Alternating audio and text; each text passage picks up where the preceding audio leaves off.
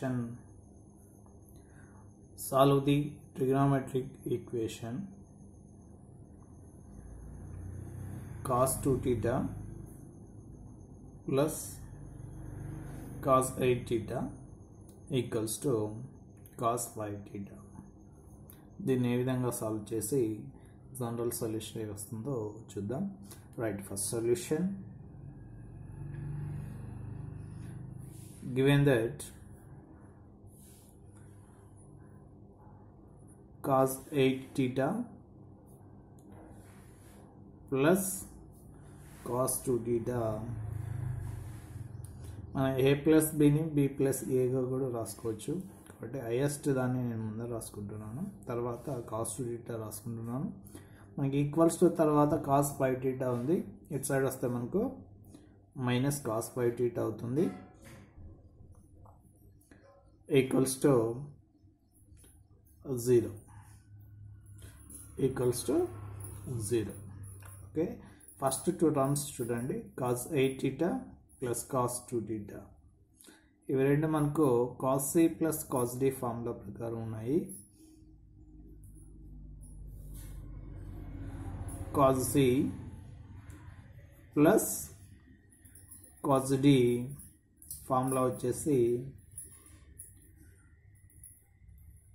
2 cos c plus d by 2 into cos c minus d by 2. ఇది మనకు cos c plus cos d formula. ఇక్కడ c అంటే మనకు 8 theta, d అంటే మనకు 2 theta. ఓకే, ఫస్ట్ టూ టర్మ్స్కి మనము cos a plus cos d formula అనేది apply చేస్తున్నాం ఇక్కడ. రైట్, ఇక్కడ చూడండి, ఈ ఫార్ములా ప్రకారం రాస్తే మనకు 2 cos c అంటే 8 theta ప్లస్ d అంటే 2 theta whole divided by 2 into cos c minus d by 2. c అంటే 8 theta minus d అంటే 2 theta whole divided by 2. Okay, minus cos 5 theta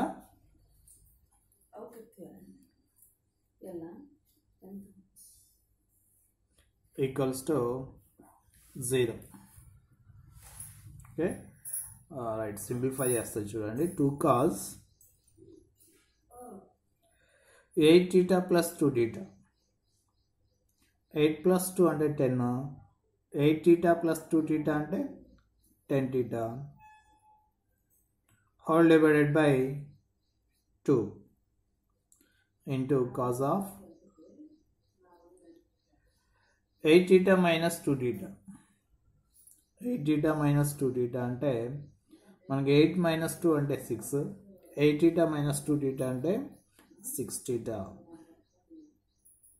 whole divided by 2 minus cos 5 theta equals to 0. Right, ఇప్పుడు simplify చేస్తే చూడండి, 2 cos 10 theta divided by 2. 2 1s 2 5s cancel అవుతుంది. ఇక్కడ మనకు 5 theta అనేది ఉంటుంది. Next cos 2 1s 2 3s cancel అవుతుంది. మనకు 3 theta అనేది ఉంటుంది. cos 3 theta minus cos 5 theta equals to 0. Right, ఇప్పుడు మనకు రెండిట్లోనూ కామన్గా ఉండేది cos 5 theta. cos 5 thetaలు కామన్ తీస్తే రెండిట్లోనూ cos 5 theta ఉంది. cos 5 theta అని మనం కామన్ తీస్తున్నాం. కామన్ తీస్తే చూడండి, ఇక్కడ రిమైనింగ్ cos 5 theta కామన్గా బయటకు వెళ్తే remaining 2 cos 3 theta minus cos 5 theta బయటకు వెళ్ళి ఉంటుంది. ఇంక ఇక్కడ ఏముంటుందంటే మనకు 1 అనేది ఉంటుంది equals to 0. Okay, next remaining ఇది ఏ ఫార్ములా ప్రకారం ఉందంటే మనకు ఏ ఫార్ములా ఉందంటే a into b equals to 0 ఈ ఫార్ములా ఉంది మనకు. a into b equals to 0 అయినప్పుడు మనకు either a equals to 0 or b equals to 0. ఓకేనా, ఏ అన్నా 0 అవుతుంది లేదా b అన్నా 0 అవుతుంది, కానీ రెండు మాత్రం 0 కావు. ఓకే, రైట్ చూడండి ఇక్కడ కంపేర్ చేసుకుంటే ఏ అంటే కాస్ 5 టీటా, b అంటే 2 cos 3 theta minus 1. Okay, first one a equals to 0 అన్నాం కాబట్టి cos 5 theta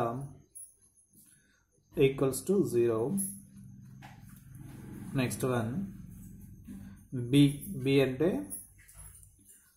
2 cos 3 theta minus 1 equals to 0. Right, first one మనం చెక్ చేద్దాం. Right, 5 theta equals to cos 5 theta equals to 0. Then 5 theta equals to cos it side వస్తే మనకు cos inverse of 0.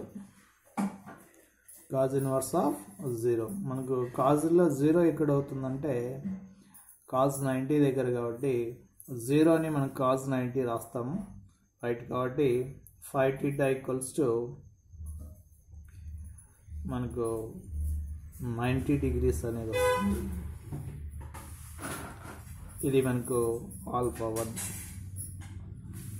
Okay, 90 degrees మనం ఇంకో విధంగా రాసుకోవచ్చు, are pi by 2గా. పై అంటే 180/2 అంటే 90 degrees. రైట్, నెక్స్ట్ వన్ చూడండి. 2 cos 3 theta minus 1 equals to 0. 2 cos 3 theta equals to 1. Minus 1 ఉంది, అటు సైడ్ వెళ్తే మనకు ప్లస్ 1 అనేది అవుతుంది. Next cos 3 theta equals to 1/2.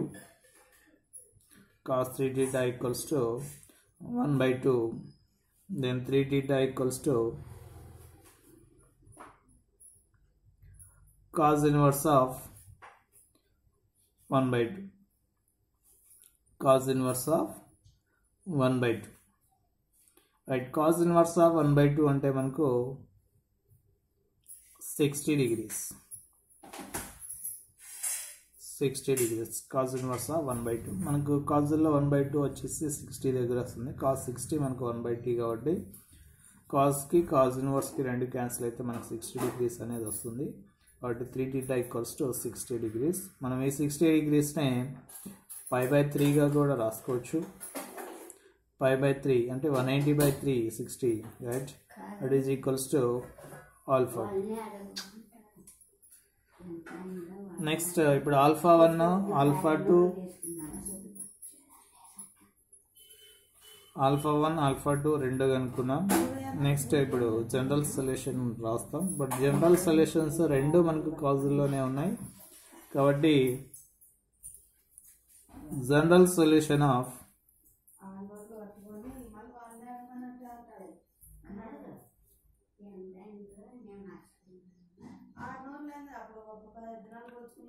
general solution of